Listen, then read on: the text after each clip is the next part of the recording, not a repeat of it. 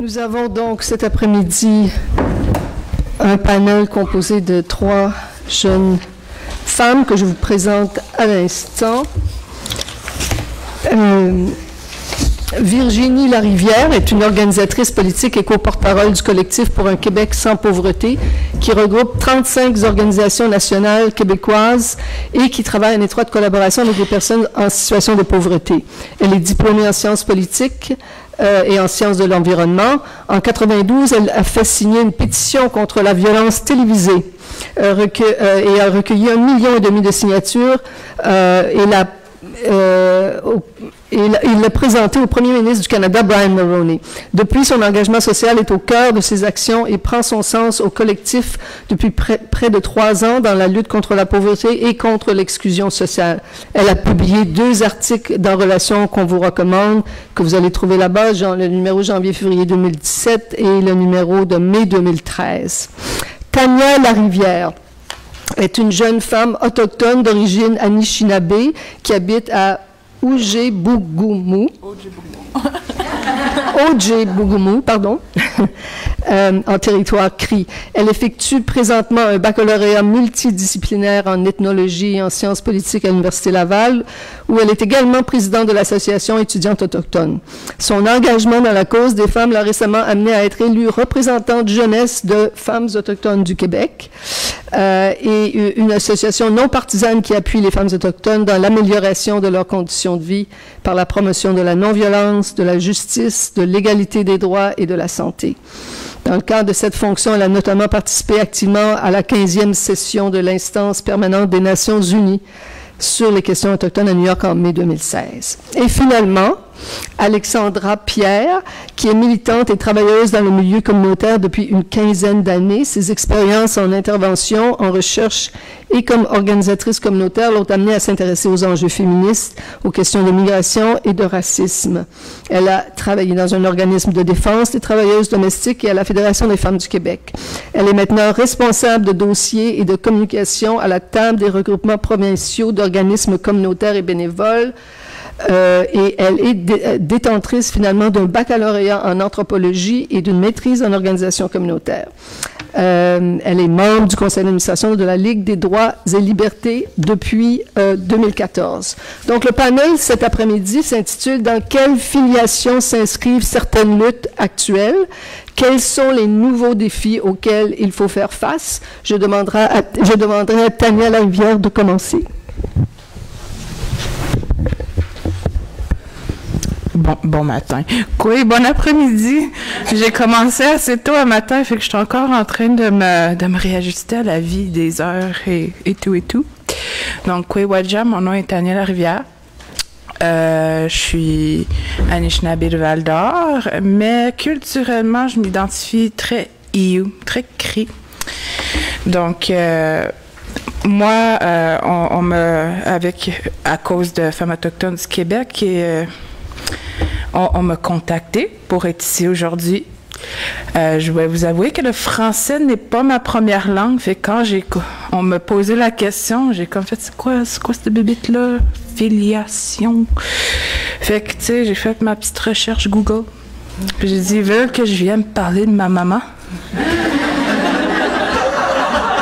Puis pendant comme 1 mois, OK, j'aime beaucoup maman. Je suis étudiante, elle me nourrit. Et puis finalement, j'ai retourné sur Google, mon ami fidèle dans les études. Puis j'ai vu une autre définition qui n'était pas liée au droit ni à la parenté. C'est certain que je vais devoir en parler de ma maman plus tard. Elle a quand même une importance dans qui je suis aujourd'hui en tant que militante. Mais j'ai finalement compris que c'était une succession des choses. Puis enfin, j'ai eu comme une grosse épiphanie, genre 2-3 heures du matin après une longue journée d'études, comme « Ah! Transmission! » Et que là, j'ai enfin compris de quoi j'allais vous parler aujourd'hui. Ce qui est une bonne chose, parce que c'est bien d'être préparé quand tu viens parler devant du monde. Fait que... Une chose qui est assez évidente, moi, Tania, autochtone, dans ma culture à moi, la transmission est très importante. C'est les liens intergénérationnels et tout, c'est ce qui nous définit. Puis, le rôle de transmission, il a beaucoup été brisé au fil des années par quelque chose que je vais vous parler plus tard, qui est une autre bébé qui s'appelle la loi sur les Indiens, formellement les sauvages. Donc, mais une chose importante que je voulais vous parler avant tout, c'est la théorie des 7 générations. La théorie des 7 générations, brièvement dite, dit que tout ce que tu es est le résultat des 7 générations avant toi. Tout ce que tu feras affectera les 7 générations à venir. Fait que là, quand on m'avait expliqué ça, c'était longtemps, je commençais à trouver des cheveux blancs, puis j'ai réalisé que je suis déjà grand-mère selon cette logique, et puis ça m'a comme un peu rendue folle. Mais après ça, j'ai réalisé que dans cette logique-là, c'est parce que tout ce que je fais va être pour quelqu'un d'autre, et j'hérite les luttes qui viennent avant moi. C'est pas les mêmes luttes, mais c'est beaucoup les mêmes thématiques qui reviennent. Donc, le chiffre 7, les 7 générations, c'est très important. Puis, c'est ça, moi, j'étais dans l'autobus hier, puis j'ai eu comme une autre réalisation soudaine. Tu sais, j'écoutais ma petite musique en regardant dehors, dans le vide. J'avais fait le calcul, j'ai dit, je viens de réaliser que je suis la 7e génération de ma famille à vivre dans un monde où existe la loi sur les Indiens. Cette loi-là, pour ceux qui sont pas familières avec, c'est vraiment dans un but d'assimilation, dans un but de conformité, de dire que nous, ce qui nous rend particulier, faut l'effacer. Donc, qu'est-ce que ça... Puis pourquoi je vous le mentionne là aujourd'hui, c'est parce que la pertinence de la militance autochtone, ça découle vraiment du fait que d'autres gens ont essayé de définir qui nous sommes. D'autres gens ont venu mettre des paramètres qui ne nous convenaient pas, qui ne se convertissent pas nécessairement dans nos visions à nous. Puis je vais vous dire comment nos visions ne sont pas nécessairement la même. Donc nous, c'est un beau cercle européen, ça va être comme un petit triangle hiérarchique, là, où ce que tout... en tout cas, c'est très carré. Je sais pas comment mettre ça en forme, là, mais c'est pas uni nécessairement.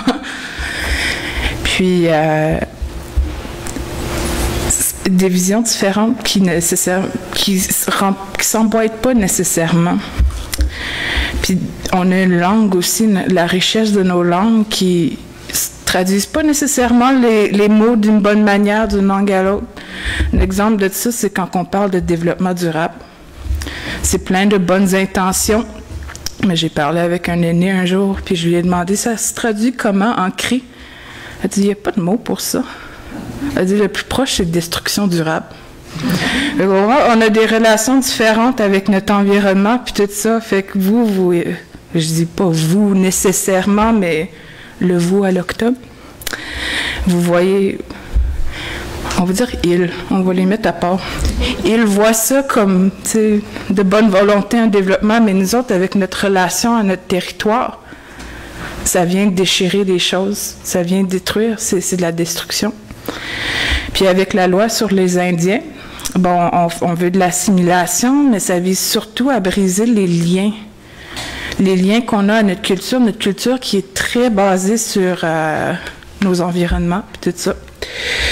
Puis, comment dire? Désolée, je traduis de français à anglais, d'anglais en français. Bon. Nos luttes sont beaucoup en lien au territoire, mais notre territoire est beaucoup en lien à notre culture. Donc, on milite, on nous voit beaucoup, tu sais, comme en lien avec ce qui est environnemental, mais en réalité, on se bat pour se préserver, nous, en tant qu'Autochtones. Puis, qu'est-ce que ça fait avec cette génération qui ont vécu les impacts de la loi sur les Indiens? C'est certain qu'il y a eu beaucoup d'impacts négatifs. Dans ma famille à moi, ça fait une acculturation moi, je parle pas ma langue et je me suis fait beaucoup mettre de côté à cause de ça. Donc, même si mes nations, les Autochtones eux-mêmes m'ont mis à part, je m'identifie quand même autochtone et je prends quand même ces luttes-là. Donc, pourquoi? Pourquoi est-ce que je fais ça? Mais c'est parce que j'ai bâti mon identité. Et puis, en bâtissant cette identité-là avec les voix des différentes nations, j'ai pu comprendre le monde d'une manière différente. Pardon, j'essaie de me trouver dans mes pattes de mouche, là. Puis pour la pertinence de la militance autochtone, c'est politique, c'est en réaction à ce qui nous a été imposé. Je vous dirais pas qu'on vivait comme peace and love, utopie, puis tout ça, là, c'était pas le cas, mais nous, aujourd'hui, on hérite de vieilles luttes, dans un sens qu'on hérite de la volonté qu'on se définisse nous-mêmes. Puis une raison pourquoi je vous mentionne beaucoup la théorie des 7 générations, c'est parce qu'il y a plusieurs prophéties qui sont liées à ma génération, à moi. La génération du changement, la génération qui va faire pivoter les choses. Donc, pour qu'on arrive à là, c'est parce qu'il y a eu quand même beaucoup de progrès au fil des années. Pour ceux qui ne sont pas très familiers avec la militance autochtone, les années 70 ont été assez énormes. Une génération qui était assez pionnière dans la militance, parce qu'avant ça, ils ont beaucoup vécu les remous de trucs comme les pensionnats, qui ont été forcés à se faire éduquer d'une manière qui n'est pas culturellement appropriée à notre vision, etc. Ils ont vécu beaucoup l'assimilation. C'est certain que c'est terrible, mais qu'est-ce qui est arrivé? C'est qu'on a développé la résilience. La résilience en vision autochtone, parce que malgré toutes les mauvaises choses qui peuvent venir à nous, les tentatives d'assimilation, d'acculturation, génocide culturel, on est quand même là après 400 ans. Et on devient très, très pertinent dans les mouvements aussi. Puis pourquoi? La résilience qui fait que malgré tout, on continue. Qu'ils ont essayé de nous éduquer d'une manière autre. Qu'est-ce qui est arrivé? Les gens qui ont été forcés dans ces systèmes-là, on a appris à parler comme eux autres pour mieux traduire ces réalités-là dans nos réalités à nous. Fait que ces gens sont devenus des professeurs, sont devenus des avocats, des médecins et autres durant les années 60-70. Eux autres, ils ont appris à savoir comment qu'on doit se battre pour mieux se faire comprendre dans un contexte non autochtone. Fait que tu as eu des choses comme puis là, on a commencé à parler des droits ancestraux. Droits ancestraux qui sont très importants, qui marquent notre lien au territoire, puis ça date de temps immémoriaux.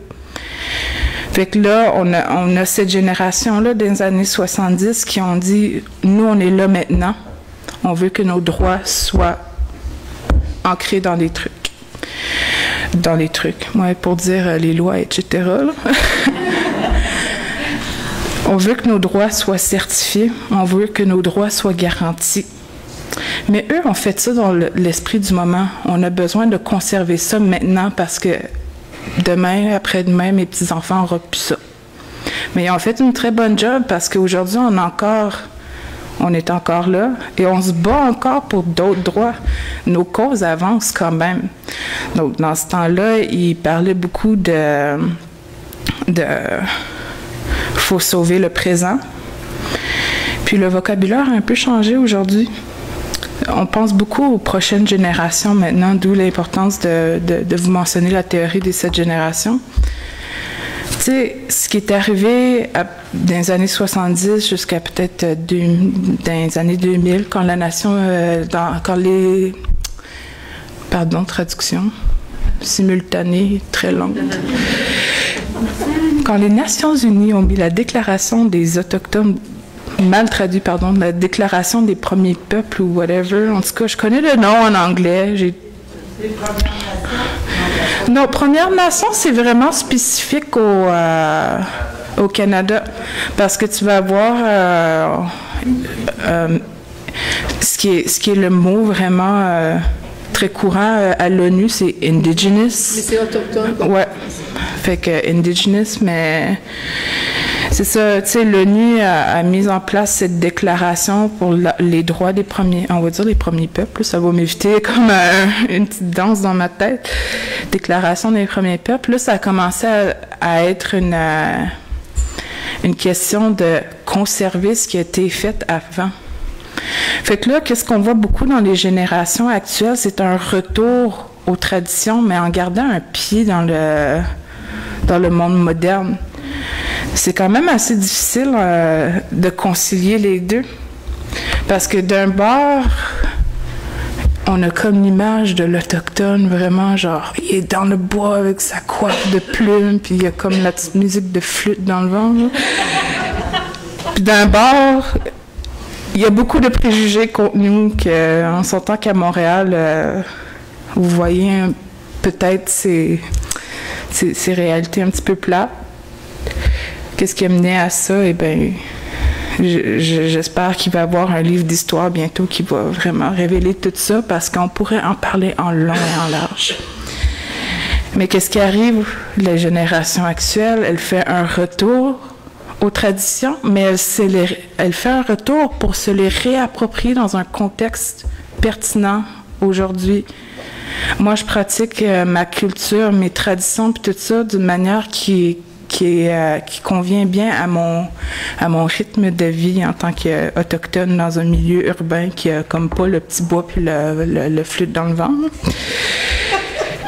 On est aussi très éduqués. Moi, je suis première génération de ma famille à aller à l'université. Tu sais, ça fait... ce qui est bien pour nous, c'est qu'on a beaucoup de mobilité sociale. Ma grand-mère a eu extrêmement peur d'aller à l'école. Elle ne sait pas lire. En 3e année, elle devait arrêter d'aller à l'école et aller se cacher dans le bois parce qu'on s'entend, dans ce temps-là, c'était encore les écoles résidentielles qui viennent prendre les enfants par force. Donc, elle a grandi avec des moyens limités. Tu sais, en temps normal, quand on regarde les trucs de sociologie, ça dit « tu vas répéter le modèle que tu as observé au sein de ta famille ». Tu hérites de ce que ta famille a fait. C'est vrai, on en a hérité, puis c'est très important qu'on reconnaisse cette partie-là qui nous définit, qui a eu une certaine misère qui fait notre force aujourd'hui. Donc, ma grand-mère ne sait pas lire, elle se débrouille très bien quand même. Elle a vécu beaucoup les impacts, on va dire, coloniaux. Ma mère aussi. Mais ma mère, elle a été plus loin. Et moi, plus loin encore. Donc, à chaque fois qu'on va plus loin, on hérite d'une meilleure compréhension d'un autre monde. Du monde qui est alloctone occidental. Puis, en ayant cette meilleure compréhension-là, on peut mieux traduire ça dans nos trucs. Puis, c'est ça l'important, c'est ça dont on hérite. C'est de comprendre ce qui s'est passé, de comprendre ce qui va se passer et comprendre ce qui se passe. Ça revient à dire qu'on a des pieds un petit peu partout. Puis, on est des héritiers des luttes déjà entamées. J'ai trouvé ça bien cool de voir Printemps arabe. J'ai pas vraiment suivi ça, en fait, même si j'étais étudiante aussi. Moi, je célèbre les 5 ans de Idle No More, qui a été fini l'inertie, qui est, tu sais, on voit dans le monde de militance, on célèbre toutes des grandes choses. Hein. Ça s'est fait beaucoup en parallèle. Puis ça, Idle No More, encore, c'était lié au territoire, lié à ce qui nous définit, parce que ça, c'était lié à... Mais c'était aussi dans une perspective de sauver l'identité particulière qu'on s'est faite aujourd'hui. Fait que c'est ça qui nous définit aujourd'hui, c'est ce on hérite aujourd'hui, c'est des luttes d'identité. Puis ça a été mentionné, je me rappelle pas du nom, ma deuxième madame qui était là tantôt, elle dit de quoi qui m'a vraiment genre... Nicole, c'était toi, Nicole? Elle dit qu'on n'a pas besoin d'être parfait pour être militant. Là, OK. Vous savez de qui je parle, c'est bien. On n'a pas besoin d'être parfait parce que on vit encore aujourd'hui, la jeunesse autochtone a vu les remous de ces impacts-là. Il y a encore beaucoup d'alcoolisme, des trucs de même, mais on avance quand même. Puis, par exemple, ce matin, j'ai eu la chance d'être accompagnée de jeunes pour un tournage d'un reportage parlant du 150e de la Confédération canadienne, ce qui est un autre sujet bien qui se relie beaucoup à notre histoire, à la nécessité de faire connaître l'histoire que le vainqueur a intentionnellement fait abstraction. Fait que vraiment, nous, ce qu'on hérite aujourd'hui, c'est qu'il y a eu un travail déjà bien fait et maintenant c'est de le conserver. Parce que c'est ce qui arrive quand on est marginalisé et tout, on doit se battre. Mais nous, on fait le tout, pas juste pour nous autres, on le fait pour tout le monde. Quand je reviens à l'environnement, tu sais, c'est tout le monde qui boit de l'eau, là, sinon, je pense qu'il y en a qui crèveraient un peu de déshydratation. C'est tout le monde qui vit, on partage maintenant un même territoire. C'est juste, nous, on se bat pour la reconnaissance, qui est quand même assez similaire à ce qui se faisait un petit peu avant les années 70, mais aujourd'hui, c'est affirmation et reconnaissance. Puis moi, j'espère que, en vous parlant un petit peu de théorie des 7 générations, puis tout ça, que vous comprenez en quoi comment on hérite nos luttes. Elles sont pas à moi, elles appartiennent un peu à tout le monde. Elles appartiennent à ma grand-mère, à mes petits-enfants que je vais devoir avoir dans quelques années. Puis je le fais parce que moi, ma génération, c'est une génération qui ne verra peut-être pas les impacts tout de suite, mais tranquillement, ça va se faire. Ça fait 7 générations que ma famille a vécu sous je voulais le dire en anglais, là, la loi sur les Indiens. Ça a passé d'un manque d'éducation à moi qui va bientôt avoir mon bac à l'université. Ça a passé de l'alcoolisme à moi qui passe à une vie traditionnelle, qui en bonne santé, puis tout ça. Fait qu'il y a de la progression, puis il y a de l'espoir. Puis c'est sur ça que j'espère vous laisser, que ce qui hériteront mes petits-enfants, j'espère bien que ça sera de l'espoir et un meilleur monde.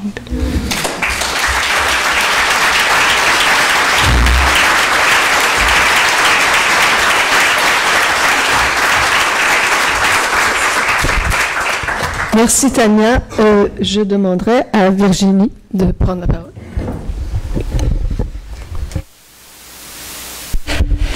Oui, bonjour. Alors, mon syndrome de l'imposteur et moi sommes très heureux d'être ici. J'aimerais remercier le Centre Justice et Foi de cette invitation que j'ai trouvée étonnante, étant donné que je suis dans le grand mouvement social impliqué comme militante salariée auprès du collectif pour un Québec sans pauvreté depuis presque 4 ans maintenant. Mais donc, je suis un peu rentrée par la porte arrière dans le militantisme de ce que j'appelle le grand mouvement social, et je me sens très petite d'être ici aujourd'hui avec les gens qu'on a honorés, les gens qui ont présenté ce matin. Alors voilà, je tiens juste à dire que je suis très, très honorée d'être ici aujourd'hui.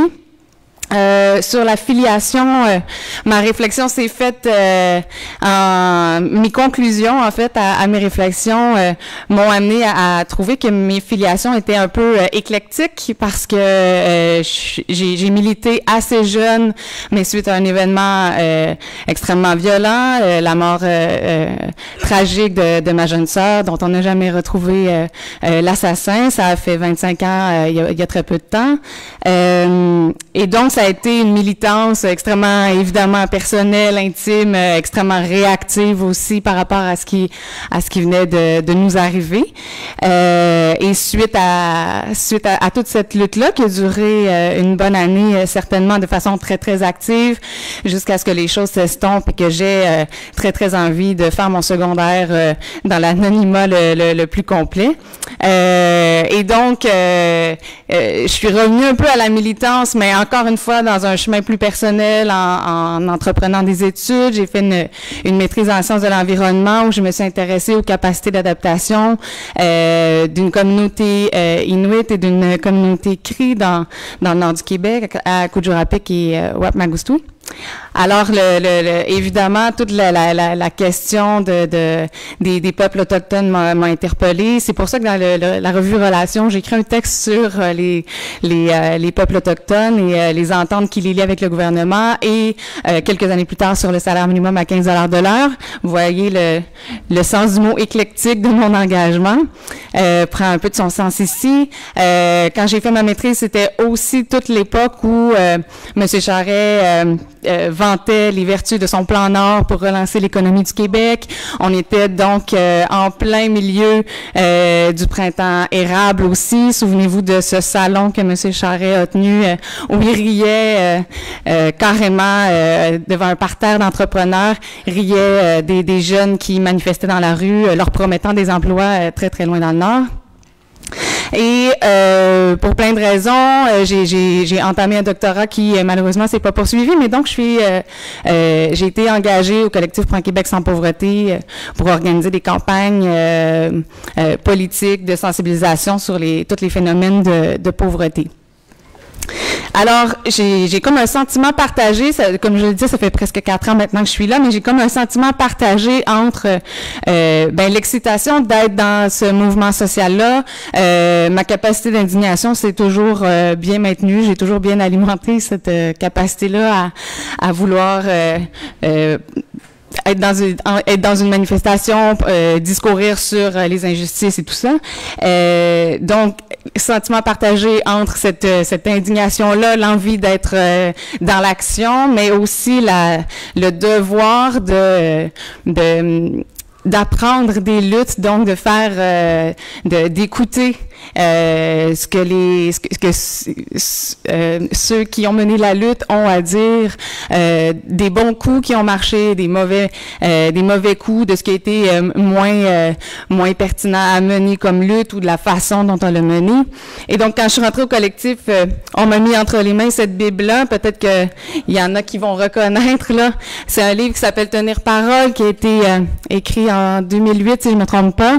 Je l'ai évidemment refeuilleté en prévision de cette journée-ci. Il y avait Viviane Labrie, qui était une des membres fondatrices, évidemment, du collectif Pour un Québec sans pauvreté, qui est encore très, très active comme chercheur. Elle écrivait hier ou avant-hier pour l'Iris un texte qui identifiait quelques pièges là par rapport au dernier budget du Québec. Donc, quelques pièges à éviter pour lutter contre la pauvreté et ne pas se faire enfirouaper par les promesses qui contiennent ce budget. Et donc, je relisais ça et je trouve que c'est un bel objet de mémoire, justement, qui permet une belle transmission.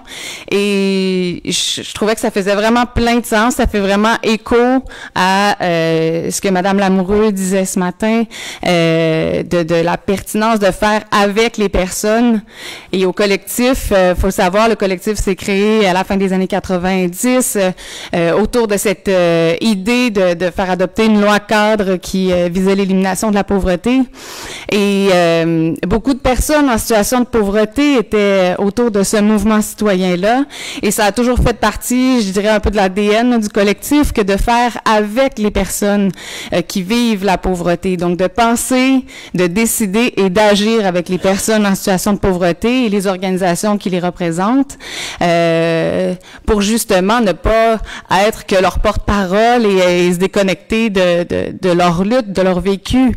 Et en relisant ce livre-là, en le refeuilletant, bon, déjà on voit, il y a beaucoup de photos des militants et des militantes de la première heure autour du collectif qui sont là et qui racontent leur expérience, mais on se rend compte à quel point le collectif s'est bâti sur la parole des gens qui vivent la pauvreté, sur leur vécu en fait. Et par exemple, il y a une des militantes qui qui fait image de ce que c'est que d'être en situation de pauvreté. Hein. On dit souvent qu'on est au bas de l'échelle et qu'il faut monter les échelons pour arriver au sommet. Et cette militante-là disait non, en fait, être en situation de pauvreté, c'est comme si on avait deux escaliers roulants qui se croisent, et avec un palier au centre. L'escalier du bas, ben la mécanique, elle descend. L'escalier du haut, la mécanique permet de monter. Et les gens qui sont dans l'escalier du haut et qui montent parce que la mécanique leur permet de monter plus rapidement, regardent les gens qui sont dans le bas en leur disant, ben, vous êtes vraiment paresseux, qu'est-ce que vous faites? Mettez un peu d'énergie puis montez. Et c'est des images qui alimentent toute la démarche du collectif. Et encore aujourd'hui, on crée des carrefours de savoir pour alimenter la lutte. Hein. Il y a comme 2 temps, ça fait partie des défis, je dirais, de la lutte contre la pauvreté, ces défis-là d'être à la fois collé sur l'actualité pour lutter contre le projet de loi 70, qui est une horreur et qu'on nous passe à travers la gorge malgré un an et demi de lutte maintenant. Réforme à l'aide sociale là, qui est en passe d'être réglementée et à jour. Et le temps plus lent que demande donc le développement des savoirs, le croisement des savoirs, et c'est un des défis que d'adopter ces 2 rythmes-là, parce qu'évidemment on peut pas aller aussi vite que l'actualité le commande quand on veut développer des savoirs, quand on veut prendre le temps de se rencontrer, de se parler, de s'écouter, de se comprendre et de faire image. Et donc voilà pour la filiation un peu éclectique et les défis qui alimentent un peu mon militantisme.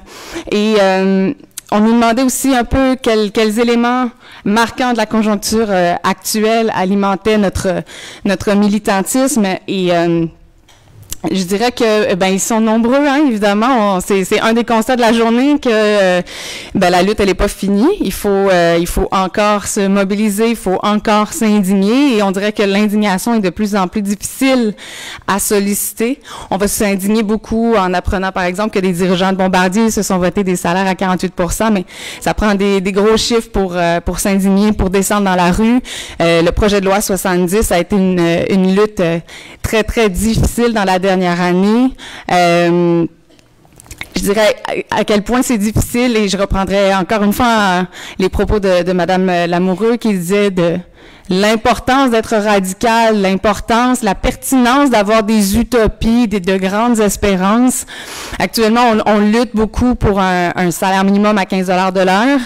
Et il y a plein de gens, des militants pourtant, des gens qui sont impliqués dans des groupes communautaires, qui sont très proches de la lutte et qui nous disent « Ah, mais il me semble qu'on aurait eu plus de chances de gagner si on avait demandé 12 $ de l'heure, si on avait été raisonnable. » Alors que ça prend 15 $ de l'heure pour sortir de la pauvreté. Mais on comprend les inquiétudes qui sont derrière ces propos-là, on comprend ces inquiétudes-là, mais alors, c'est juste de vous dire à quel point l'utopie de sortir de la pauvreté est déjà trop grande pour beaucoup de personnes, en fait, parce que ça fait peur. Alors que de sortir de la pauvreté, être capable de couvrir ses besoins de base, ça devrait même pas être une utopie, ça devrait être un droit réalisé, ça devrait être un état de fait.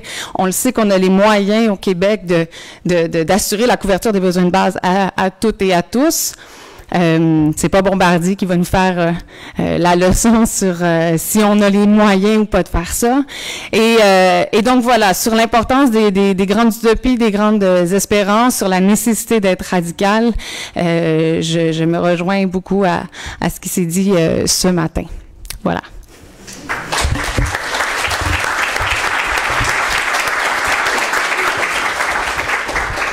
À toi, Alexandra. Alors, merci d'abord pour l'invitation. Je suis vraiment très heureuse d'être avec vous aujourd'hui pour participer à cette réflexion sur la mémoire des luttes. Je suis très contente d'être ici. Avant de commencer, j'aimerais souligner que nous sommes sur un territoire mohawk non cédé, et j'aimerais remercier la nation mohawk de nous accueillir aujourd'hui. J'ai eu peu de temps pour préparer cette contribution, et donc j'ai choisi un peu comme mes 2 collègues un angle plus personnel, moins savant, disons, pour pour m'engager dans cette réflexion-là. Préparer la présentation m'a permis de me poser des questions que je ne m'étais pas posées depuis très longtemps. Et cette réflexion-là embryonnaire que je vais vous livrer avec toutes c'est cette réflexion-là, pardon, que je vais vous livrer avec toutes les imprécisions, probables contradictions et interrogations auxquelles j'ai pas encore de réponse et peut-être qu'on pourra en trouver ensemble dans la période de questions après. Moi aussi, je vais parler de ma maman parce que le premier élément de filiation que j'ai envie de nommer, c'est ma famille, plus précisément les femmes de ma famille élargie. Mes parents sont haïtiens et sont arrivés ici dans les années 70, comme de nombreuses autres personnes qui fuyaient la dictature de Duvalier. Ma mère, mes tantes, leurs amis sont presque toutes infirmières et ont contribué comme plusieurs professionnels haïtiens, scolarisés, expérimentés, à la mise en place de l'État moderne québécois, particulièrement de son système d'éducation et de son système de santé. L'éducation a toujours été primordiale pour ma grand-mère, l'éducation des femmes tout particulièrement. Elle avait la conviction que c'était le seul moyen pour les femmes de dépasser leurs conditions, d'avoir une certaine autonomie économique et de ne pas dépendre de personnes pour leur survie et pour celle de leur famille. D'échapper aussi, ou du moins de moins subir les conséquences du racisme. Malgré la pauvreté extrême à certains moments, et à force de sacrifice, mais aussi beaucoup de solidarité, ma mère, mes tantes, je ne savais pas que j'allais être aussi émotive. Là, c'est la première fois que je parle de ma maman en public, qui n'est pas là, mais bon. Donc, à force de cette solidarité, ils ont réussi à accéder à une bonne scolarité. Voilà. Je me reprends. Voilà. Oui, voilà. Je pense que ça fait un peu partie de ça. Je ne pensais pas que ça allait me faire ça, mais bon. Du plus loin que je me souvienne, j'ai toujours été entourée de féministes, consciente des limites qu'on impose aux femmes, aux Noirs et aux femmes noires. Féministe, même si personne chez moi n'a jamais prononcé le nom, pas tant pour une question de rejet, mais parce que le terme ne faisait pas nécessairement partie de leur univers, j'imagine. Par ailleurs, dans ma famille, on a toujours aussi parlé de politique. Et l'humour était très central dans les discussions. On se moquait des puissants, de leur ego, de leur prétention à vouloir diriger pour le bien de tous. Pour moi, l'humour a été un enseignement très important et fort pour comprendre que les personnes en haut de l'échelle, on parlait de ça tout à l'heure, ont des intérêts différents des personnes marginalisées, par leur classe, leur sexe ou leur couleur de peau. Dans ma famille, l'humour, c'est un moyen de se battre pour faire valoir ses expériences, ses conditions de vie, ou à tout le moins un moyen de prendre une certaine distanciation pour pas se laisser berner par cette prétention dont je vous parlais, des puissants à la bienveillance, à la charité, à prétendre qu'ils nous exploitent pour le bien commun. Pour moi, c'est important de nommer cette filiation-là dans mon engagement comme militante parce que ma militance est enracinée dans les luttes des femmes haïtiennes. Ces luttes se sont ensuite poursuivies ici, comme je disais tout à l'heure, de toutes sortes de manières, entre autres dans la construction de l'État social québécois. C'est aussi pour moi important de nommer ces luttes-là parce que les luttes des personnes racisées et celles des femmes racisées particulièrement fait partie de nos histoires collectives et ont besoin d'être nommées pour entrer dans notre mémoire collective des luttes. Elles sont trop souvent oubliées à mon avis.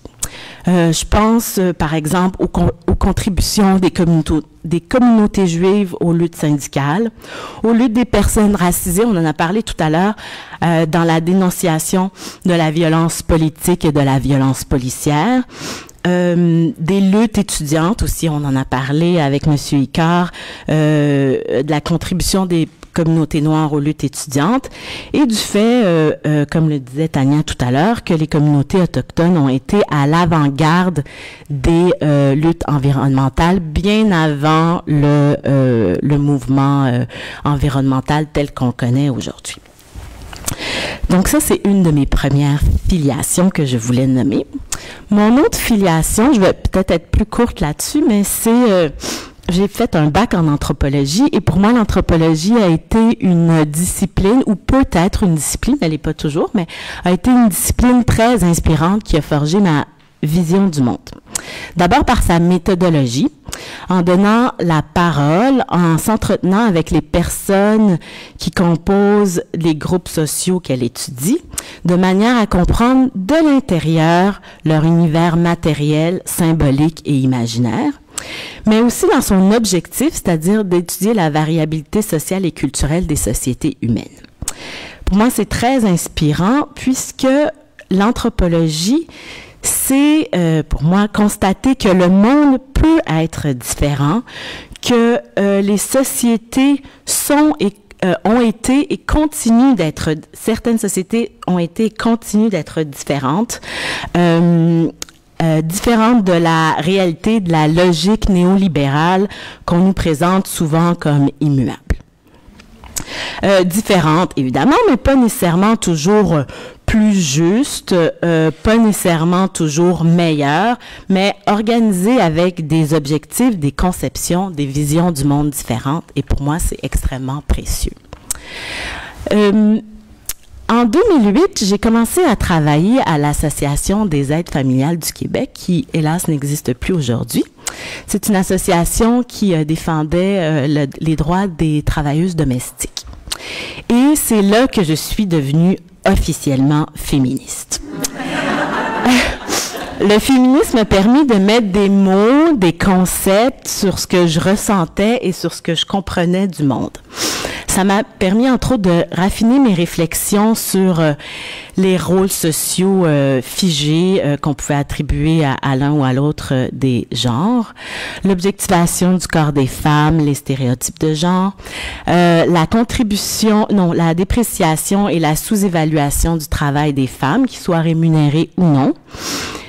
Évidemment, à mon passage à l'Association des aides familiales du Québec m'a beaucoup fait réfléchir à la notion de ce qu'on appelle aujourd'hui le care, à la socialisation aussi genrée des enfants. Donc, tous des questionnements que j'avais au départ, mais qui ont un peu, autour duquel ma réflexion a pris un petit peu plus forme. Dans le même temps, j'ai constaté l'invisibilité,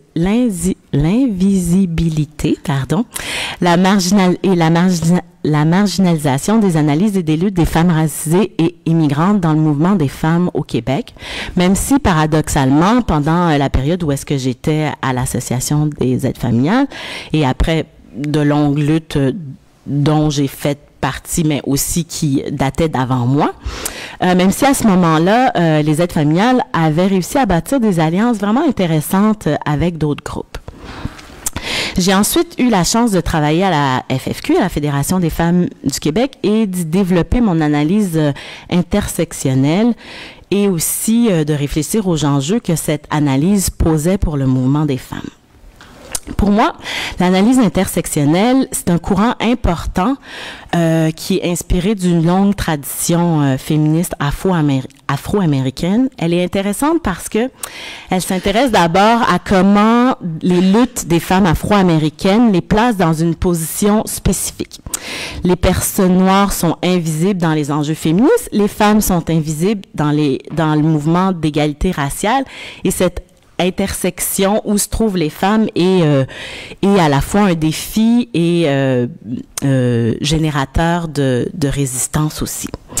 Au départ, l'intersectionnalité, c'est une critique de l'homogénéisation de certaines catégories et de la tendance que les mouvements sociaux, et qu'on a tous par ailleurs, à uniformiser les expériences vécues.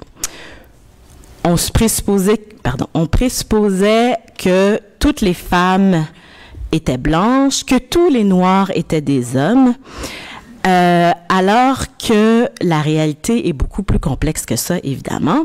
Et c'est à ça que s'intéresse l'intersectionnalité. Pour moi, c'est à la complexité du monde et à l'intérêt de relever la spécificité des situations qui sont autrement invisibles. L'intersectionnalité,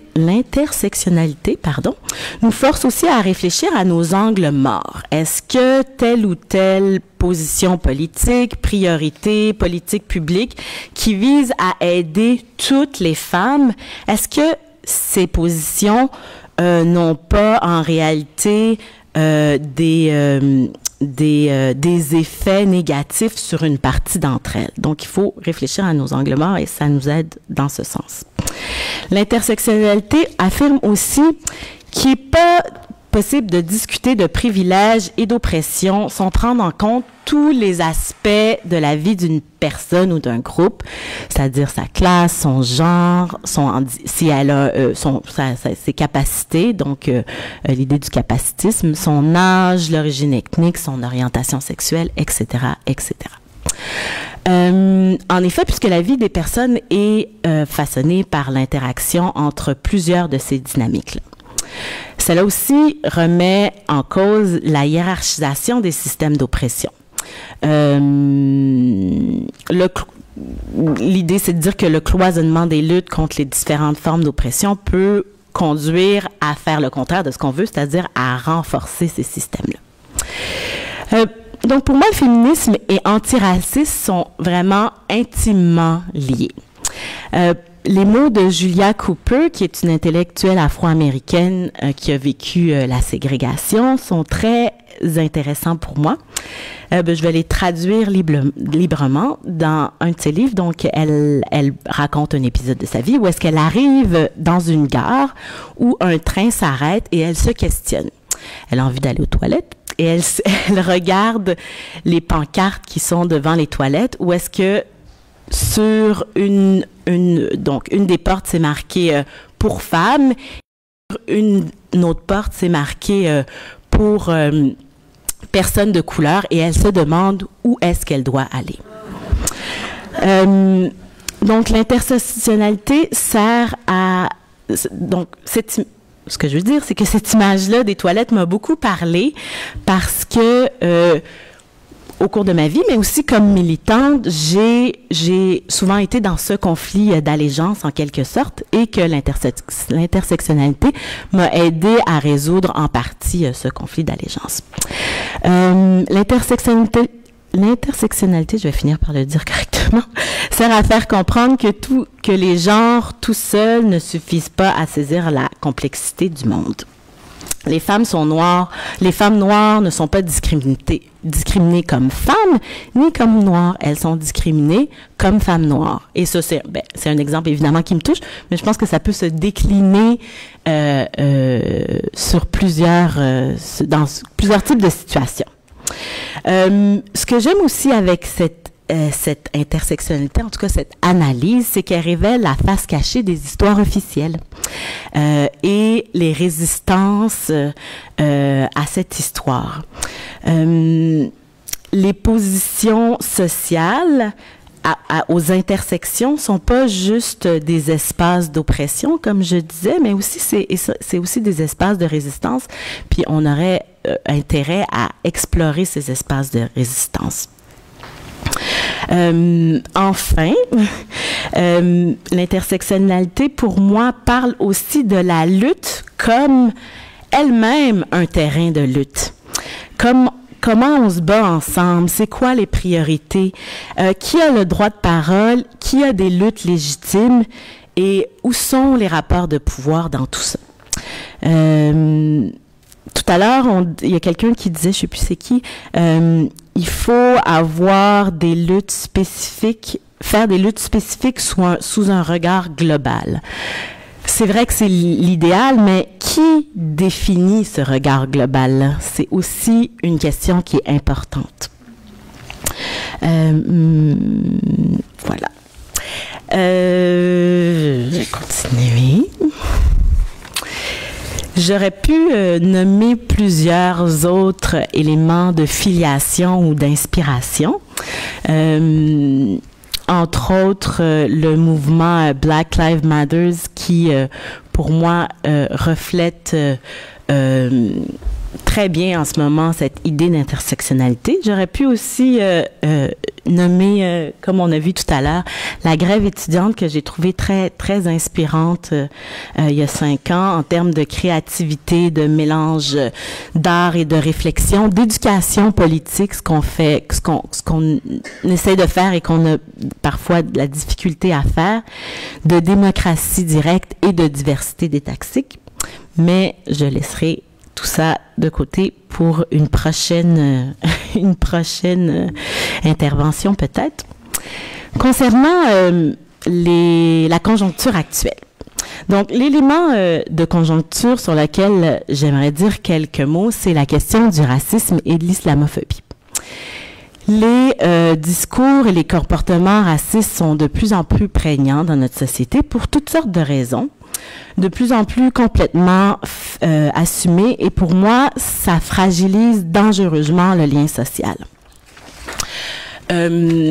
Le racisme, dans une interaction toxique avec le néolibéralisme, crée des citoyens de seconde zone en termes d'emploi, de logement, de revenus, de santé, de violences policières, d'incarcération. Invisibilise aussi les contributions des personnes et des communautés racisées et des autochtones, et les refoule de l'espace public, donc les TAS. Moi, c'est un enjeu de droits humains. L'État doit réagir, mais aussi il y a des acteurs, disons, des acteurs et des actrices clés qui ont une responsabilité. Je pense aux politiciens, politiciennes, aux institutions, aux milieux communautaires, évidemment, aux militants de gauche et militantes de gauche plus généralement. Il y a quelques mois maintenant, face au manque de moyens politiques et législatifs pour lutter contre le racisme, un appel a été fait pour la mise en place d'une commission sur le racisme systémique. Je fais partie du CA de la Ligue des droits et libertés, et comme de nombreux groupes, on croit que, on a appuyé cette commission dans l'idée de la faire, cette commission, mais aussi de susciter un débat public. Cette demande de commission et le débat qui en a suivi a suscité de vives réactions, mais aussi de vives réactions d'indifférence et de déni. Pour moi, ces réactions-là m'ont particulièrement touchée. Ça a ouvert une discussion, certes intéressante, mais parfois épuisante. J'ai envie de le nommer, en fait. Ces réactions sont très révélatrices pour moi des défis auxquels doivent faire face les militants, militantes antiracistes, mais aussi, dans une certaine mesure, l'ensemble des mouvements sociaux.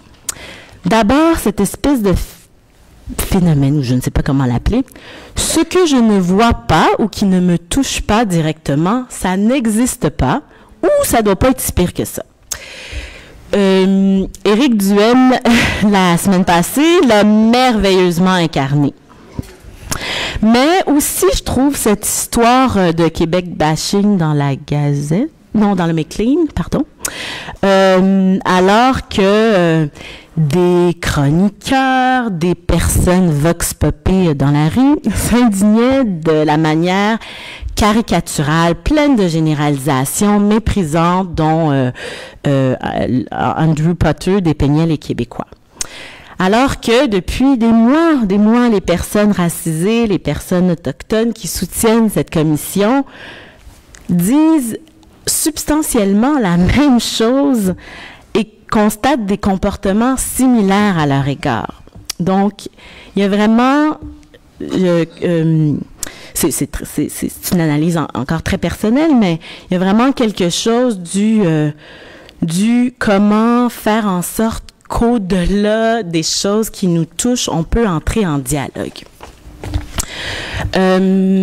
ça souligne un peu aussi notre difficulté, je dis notre de façon très globale, là, mais notre difficulté à voir les systèmes, à se voir comme faisant partie de systèmes, pas des agents complètement formatés et sans aucune capacité d'agir sur ces systèmes-là. Mais on peut pas nier que on vit dans un certain nombre de systèmes et ça fait pas de nous des mauvaises personnes. On a souvent tendance à croire qu'une bonne personne peut pas être raciste, que le racisme recouvre des comportements qui sont conscients et intentionnels. Or, cette conception-là occulte le fait que le racisme est un système qui forge nos comportements, nos attitudes, mais qui forge aussi nos institutions et nos manières de faire. Il y a une dimension structurelle, étatique dans ce cas-là, qui est donc éminemment politique. Puis si pour moi, c'est très important de pouvoir le nommer et le voir. Pour moi, c'est un des enjeux actuels qu'il faut nommer pour pouvoir le débusquer tout simplement. Dans les mouvements de gauche, ça souligne aussi l'enjeu des mémoires. Ben, on est en plein dedans aujourd'hui. Je trouve ça très intéressant. Ça pose la question de qui a la place dans l'histoire, plus généralement dans l'histoire nationale, mais aussi dans l'histoire nationale, dans l'histoire collective, on va dire, mais aussi dans l'histoire des luttes, dans l'imaginaire qu'on peut développer comme progressiste, comme gens de gauche.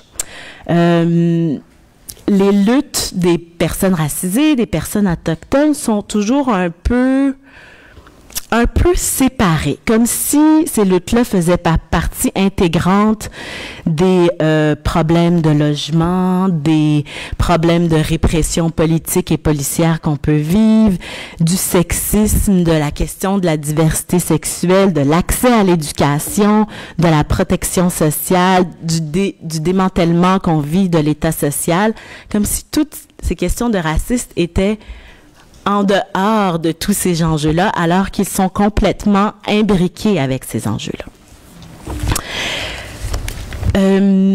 Toutes ces réflexions-là m'amènent à me poser la question suivante, entre autres sur la question des convergences. Comment se parler? Faut qu'on se parle, oui, mais de quelle manière? Pour moi, la démocratie exige de la délibération. Il exige un certain dialogue. Mais jusqu'à où et jusqu'à quand est-ce qu'on doit convaincre que notre réalité existe?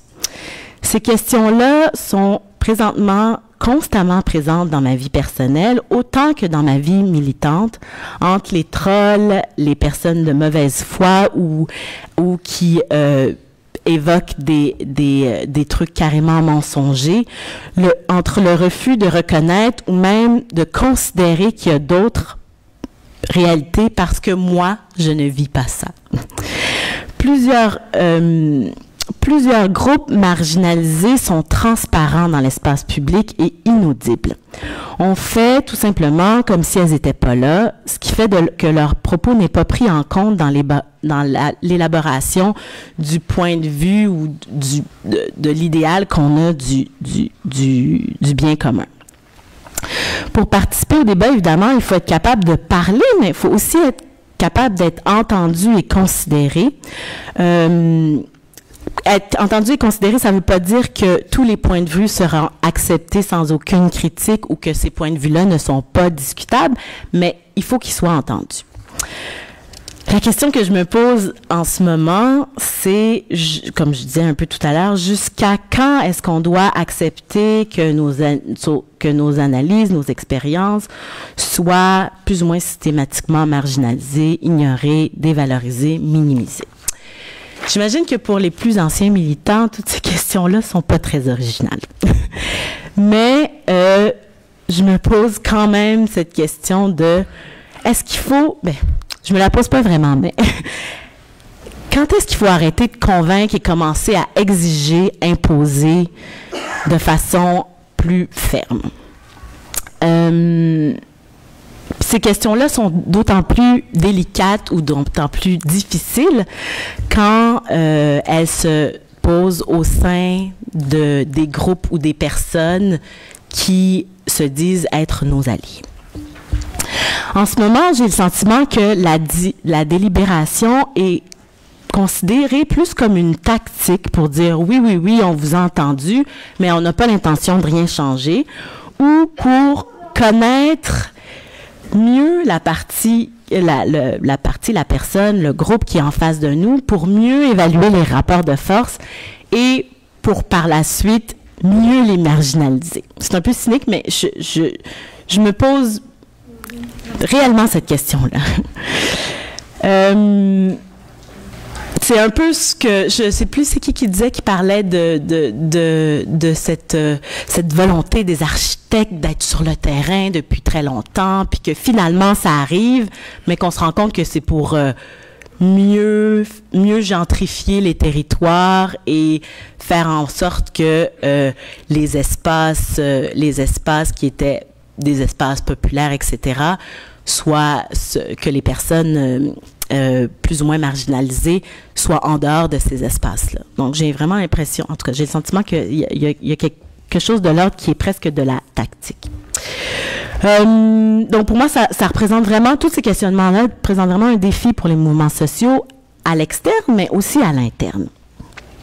Et ça pose enfin la question des espaces de convergence. Vous comprendrez que sur les espaces de convergence, bien que je crois que ça soit complètement essentiel, je me demande encore comment faire. Il y a dans mon entourage, c'est absolument pas scientifique ou sociologique, mon affaire, là, c'est plus une réflexion que j'ai. Dans mon entourage, il y a vraiment je sens une volonté d'aller vers la non-mixité politique. Ici, loin de moi de faire une critique de la non-mixité politique, au contraire, je pense qu'elle est essentielle pour définir les oppressions que certains groupes vivent eux-mêmes, pour s'autodéfinir, s'autodéterminer, analyser de façon un peu horizontale des expériences similaires, puis se donner nous-mêmes du poids à notre parole. Mais la non-mixité politique que je sens en ce moment, c'est plutôt une non-mixité, c'est plutôt une non-mixité d'écœurement, une non-mixité plus qu'un retrait stratégique, mais une non-mixité d'épuisement, où est-ce que les gens se disent à des moments X ou Y, à quoi bon? Et ça nous ramène donc à la question de la délibération et des défis que ça pose. Ce questionnement-là, évidemment, m'empêche pas de travailler avec des alliances, mais ça m'inquiète, cette mixité politique d'écœurement, que j'appelle. Puis, ça se reflète aussi peut-être dans les choses qui m'inspirent beaucoup en ce moment. Outre la question de la commission sur le racisme systémique, ce qui m'inspire, c'est les initiatives des petits groupes, toujours dans une perspective d'action collective, des petits groupes qui ont probablement une audience limitée, mais qui servent à nous renforcer comme personnes, mais comme groupes qui ont des droits et qui veulent les défendre, nous donner confiance, nous questionner ou défaire nos pratiques et nos réflexes, des initiatives qui font la promotion ou qui documentent les luttes marginalisées ou les réalités différentes. Je vais donner quelques exemples que je trouve inspirants puis que je voulais partager avec vous pour que peut-être vous y intéressiez aussi, si c'est pas déjà fait, en fait. Il y a évidemment la librairie Le Guélion qui donc ouvert ses portes il n'y a pas longtemps, que je trouve que c'est une initiative très intéressante. Il y a le collectif aussi Woodstock qui fait des événements politiques et culturels à Montréal-Nord. Ce sont des ateliers, des spectacles, des moments d'échange pour les communautés noires et racisées sur toutes sortes de questions comme le féminisme noir, le privilège blanc, l'histoire des Noirs, la gentrification, etc. Il y a un projet aussi de librairie pour et par les personnes racisées qui est en train de se développer, qui s'appelle la librairie Racine. Je trouve initiative super intéressante, même si elle n'a pas encore tout à fait pris racine. Et merci Virginie, mon meilleur public. Il y a plusieurs aussi collectifs de féministes, dont un collectif dont je fais partie, qui s'appelle Des Cercières comme les autres, qui font des podcasts, des petits documentaires, je pense que ça se dit radio, et qui développent cette pensée-là. Et vous voyez que c'est beaucoup à travers l'art, donc je pense que c'est un médium très intéressant. Mais toutes ces questions-là, toutes ces initiatives-là posent la question de l'impact sur les grandes luttes, si on peut les appeler comme ça. Donc, comment ça va impacter les grandes luttes et comment les grandes luttes vont s'inspirer ou accepter ces analyses un peu différentes.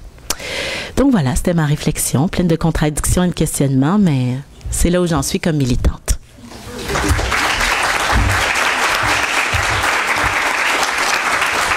Merci beaucoup. Alors, nous allons procéder à la période débat. Je vais quand même profiter de mon privilège pour vous poser quelques questions pendant que vous précisez vos questions. On va avoir quand même une bonne heure là, pour discuter.